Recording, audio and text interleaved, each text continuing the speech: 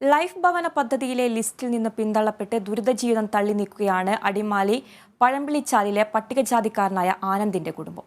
മുൻനിര ലിസ്റ്റിൽ നിന്നും 154 ക്രമത്തിലേക്ക് പിന്തള്ളപ്പെട്ടതായാണ് പരാതി. ഭാര്യ സിമിയും മകനും അടങ്ങുന്ന കുടുംബം നാളുകളായി പ്ലാസ്റ്റിക് ഷെഡിലാണ് കഴിഞ്ഞുവരുന്നത്. പ്രദേശത്ത് 12 വർഷത്തോളമായി സ്ഥിരതാമസക്കാരാണ് ആനന്ദും കുടുംബവും. അർഹതപ്പെട്ടവർ ലൈഫ് ഭവന പദ്ധതിയുടെ ലിസ്റ്റിൽ നിന്നും പിന്തള്ളപ്പെട്ട അവസ്ഥയാണെന്നും അന്തിയുറങ്ങാൻ അടച്ചുറപ്പുള്ള ഒരു വീടില്ലാതെ മുന്നോട്ടു പോകാൻ സാധിക്കാത്ത അവസ്ഥയാണെന്നും ആനന്ദ് പറയുന്നു. പഞ്ചായത്ത് പ്രസിഡന്റ് ഉൾപ്പെടെ അവസ്ഥ കണ്ട് ബോധ്യപ്പെട്ടതാണ്. വീട് ലഭ്യമാക്കുമെന്ന് ഉറപ്പും നൽകിയിരുന്നു. എന്നാൽ മുൻനിര ലിസ്റ്റിൽ നിന്നും ക്രമേണ 154 ക്രമത്തിലേക്ക് പിന്തള്ളപ്പെട്ടു. 12 വർഷമായിട്ടാണ് ഇവിടെ വീടില്ലാതെ താമസിക്കുകയാണ്. ഇവിടെ ഗ്രാമസേവകൻ വന്നു ആനന്ദിന് ഉറപ്പായിട്ട് വീടുണ്ടെന്ന് പറഞ്ഞിട്ട് പോയതാണ്. ഗ്രാമസഭയ്ക്ക് ഇവിടെ എൻ്റെ വീട് ഒത്തിരി പുറകിലായിരുന്നു കാരണം ഞാൻ അപ്പീലിന് പോയിട്ട് അപ്പീൽ പാസ്സായി. അത് ലിസ്റ്റും പ്രകാരം 5ലേക്ക് വന്നതാണ്. അത് കഴിഞ്ഞാണ് ഇപ്പോൾ പുതിയ വീട് ഇവിടെ എല്ലാവർക്കും ലഭിച്ചപ്പോൾ ഞാൻ അതിനെപ്പറ്റി അന്വേഷിച്ച് കഴിഞ്ഞപ്പോൾ ഞാൻ 154ാമത്തെ ലിസ്റ്റിലേക്ക് പിന്തള്ളപ്പെട്ട് പോയേക്കുവാണ്.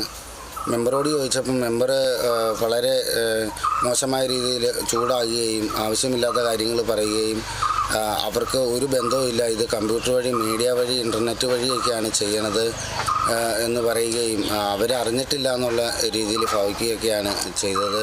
പ്രദേശത്തെ പട്ടികജാതി വിഭാഗത്തിൽപ്പെട്ട നിരവധി പേർ ലിസ്റ്റിൽ നിന്നും പിന്തള്ളപ്പെട്ടത് സംബന്ധിച്ച് ജില്ലാ കളക്ടർക്ക് പരാതി നൽകിയിരുന്നു. സംഭവത്തിൽ അന്വേഷണം ആവശ്യപ്പെട്ട് കാത്തിരിക്കുന്ന സാഹചര്യത്തിലാണ് ആനന്ദ് പരാതിയുമായി മുന്നോട്ട് വന്നിരിക്കുന്നത്. കാട്ടാന ഉൾപ്പെടെ വന്യമൃഗശല്യം രൂക്ഷമായ പ്രദേശത്ത് പ്ലാസ്റ്റിക് ഷെഡിൽ അന്തിയുറങ്ങുക ഏറെ സാഹസികമാണ്. കനത്ത മഴയിൽ വീടിന് സമീപം മഴവെള്ളം കുത്തിയൊലിച്ച് വീട് നശിക്കുന്ന സാഹചര്യവുമുണ്ട്.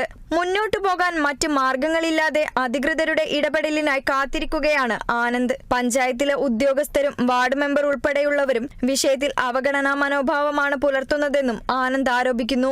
ജില്ലാ കളക്ടർ ഇടപെട്ട് ലൈഫ് ലിസ്റ്റിൽ അന്വേഷണം നടത്തണമെന്നും അർഹതപ്പെട്ടവർക്ക് എത്രയും വേഗം വീട് ലഭ്യമാക്കാൻ നടപടി സ്വീകരിക്കണമെന്നുമാണ് ആവശ്യം. Kerala vision news, Idukki.